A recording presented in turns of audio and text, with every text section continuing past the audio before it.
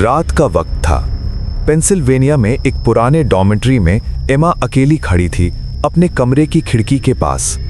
बाहर भयानक तूफान चल रहा था। बिजली बार बार कड़क रही थी और बादल गरज रहे थे। हर बार गड़गड़ाहट की आवाज़ सुनकर एमा का दिल कांप जाता था। ये ब्लैकवुड गर्ल्स डॉर्मेट्री थी, एक अबैंडन्ड बिल्डिंग जो पेंसिल्वेनिया के रूरल एरिया में थी। ये हॉस्टल 16 साल बाद आज फिर से खुली थी। 2009 में यहाँ 11 लड़कियों की मिस्टीरियस डेथ हुई थी। पुलिस इन्वेस्टिगेशन में कुछ नहीं मिला। लोकल लोग इसे कर्स्ड जगह कहते थे। अगली सुबह एमा की नींद खुली। तभी तेज कदम की आवाज आई और एक यंग मैन उसके कमरे में घुस आया।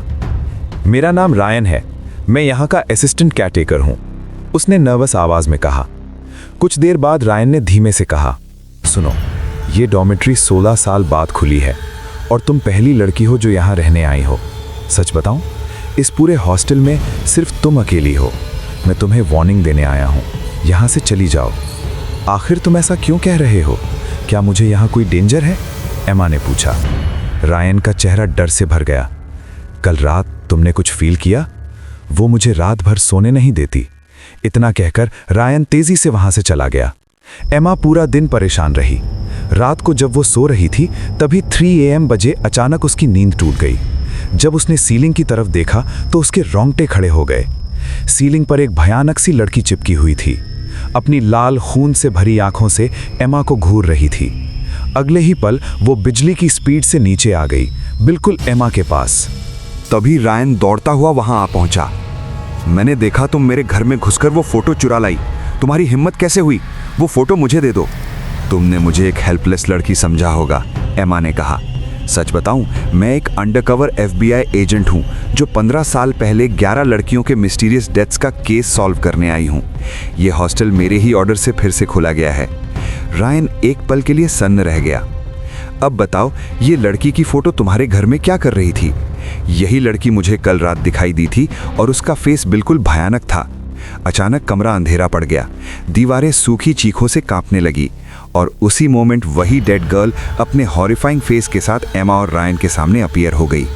तुम तो मर चुकी थी, रायन कांपते हुए बोला। हम सबको मारकर तू क्या समझता था कि तू बच जाएगा? गोस्ट गर्ल चिल्लाई। अब तू यहाँ से वापस नहीं जा पाएगा क्योंकि रात के समय हॉस्टल में हमारा ही राज चलता है। एमा की आंखें हॉरर से फैल गई। मरने से पहले अपना जुर्म कबूल कर, बता 15 साल पहले तूने क्या किया था? रायन रोते रोते बोला, 15 साल पहले मैं भी यहाँ काम करता था। मैं एक बहुत स्मार्ट यंग मैन था, लेकिन एक करप्ट ऑकल्टिस्ट की बातों। उसने कहा। ऑकल्टिस्ट ने एक स्केलेटन को छुआ ही था कि अचानक काला धुआं उठा। उस धुएं से कई शैडोज निकली और ऑकल्टिस्ट को घेर लिया। वो चीखने लगा, उसका मांस गलने लगा और कुछ ही पलों में उसका बॉडी मिट्टी बन गया। मैं डर से भागा, कमरे का दरवाजा बंद किया और हॉस्टल से बाहर भाग गया। अगले ही दिन हॉस्टल सील कर दिया गया।